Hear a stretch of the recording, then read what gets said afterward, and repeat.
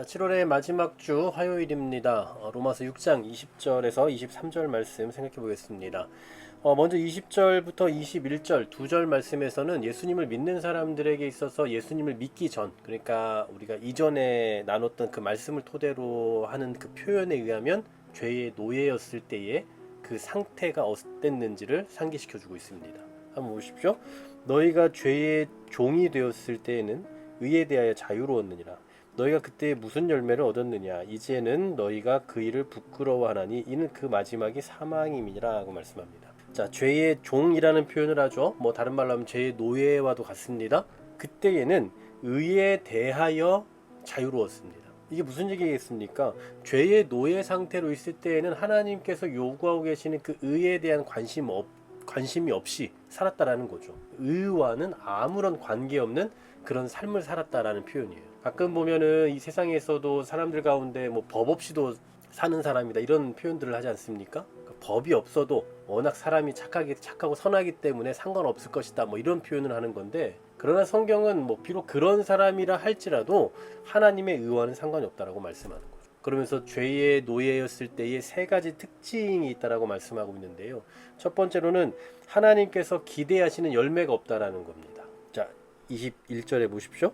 너희가 그때에 무슨 열매를 얻었느냐라고 반문하세요. 그러니까 하나님과의 관계에 있어서 어떤 유익이나 가치 이런 것들을 드러낼 수 있을 만한 열매가 전혀 없었다라는 사실이죠. 장차 주님의 심판대 앞에 다 서야 될 텐데 그때 가서 가치가 있었다, 유익하다라고 여길 만한 것이 단 하나도 없는 상태인 겁니다. 두 번째로는 죄의 노예였을 때는 어떤 일을 한 것이 부끄러운 일이다라고 말해요.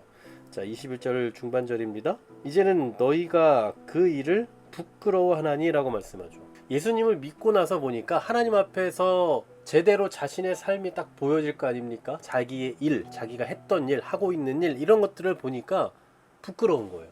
죄책감을 막 불러오는 겁니다. 하나도 가치가 없는 그 삶이라는 것을 알게 되니까 너무나 부끄러운 거죠. 과거에는 그게 멋인 줄 알았거든요. 과거에는 그것이 참 인생에 가치 있는 일이라고 생각해 왔는데 너무나도 부끄러운 겁니다. 세 번째로 그 마지막에 오는 것은 사망이라고 말씀하죠.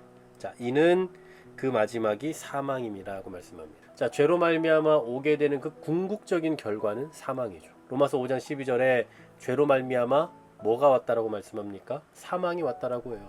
또 6장 23절에도 죄의 삭은 사망이다라고 말하죠. 이 사망이라는 표현은 단순히 우리의 몸이 죽는 것만이 아니라 하나님으로부터 오는 그 영원한 형벌의 의미도 다 포함되어 있습니다. 자, 죄의 노예였을 때는 바로 이런 특징을 가지고 있단 말이에요. 이런 세 가지 정도의 특징을 지니고 있어요. 그런데 더 중요한 건 뭡니까? 이제부터예요. 22절입니다. 그러나 이제는으로 시작하죠. 자, 이제는 새로운 존재가 됐습니다. 앞서 20절, 21절의 말씀과 같은 그런 상태가 아니라 전혀 다른 새로운 상태에 들어가게 되는데 22절에 그러나 이제는 너희가 죄로부터 해방되고 하나님께 종이 되어 거룩함에 이르는 열매를 맺었으니 그 마지막은 영생이라고 말씀합니다. 자, 예수님을 참으로 믿는 사람은 죄로부터 해방된 사람이죠. 자, 죄로부터 해방이 됨과 동시에 뭐가 되었느냐 하니 하나님의 종이 되었어요. 하나님의 노예가 되었다고요. 죄의 노예에서 하나님의 노예가 되었어요. 전에도 한번 말씀드린 적이 있지만 이 중간지대는 없습니다.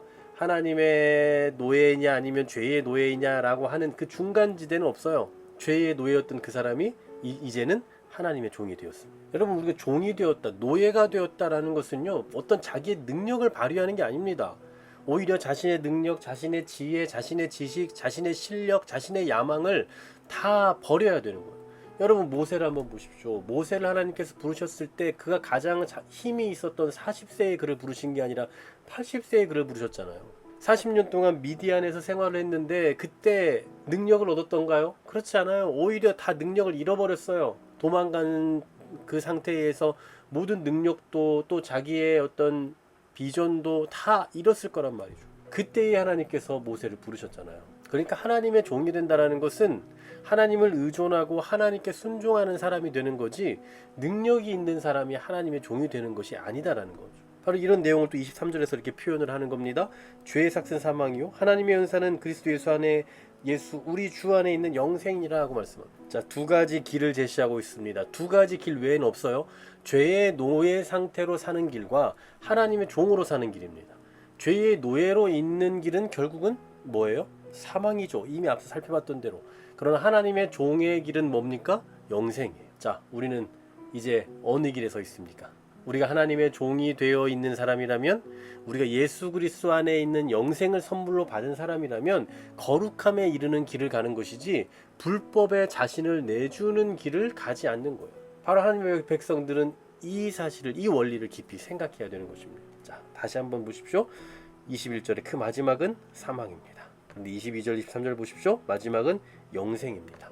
또 그리스도의 우리 주 안에 있는 영생이라고 말씀합니다. 이 두 가지 길이 완전히 나뉘는 거예요.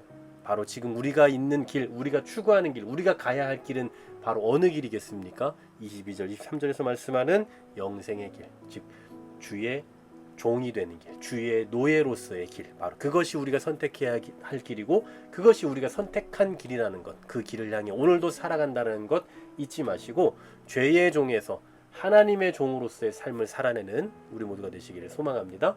주님 감사합니다. 우리를 죄의 노예로서 구원해 주시고 이제 우리를 하나님의 종 삼아 주셨으니 하나님의 종으로 하나님의 노예답게 하나님께 우리의 삶을 맡겨드리며 우리의 실력, 우리의 능력, 우리의 자질, 우리의 지식, 지혜 모든 건 내어놓고 하나님만을 바라보며 나아갈 줄 아는 그런 믿음의 백성들 되게 하여 주시옵소서. 예수 그리스도 이름으로 기도하옵나이다. 아멘.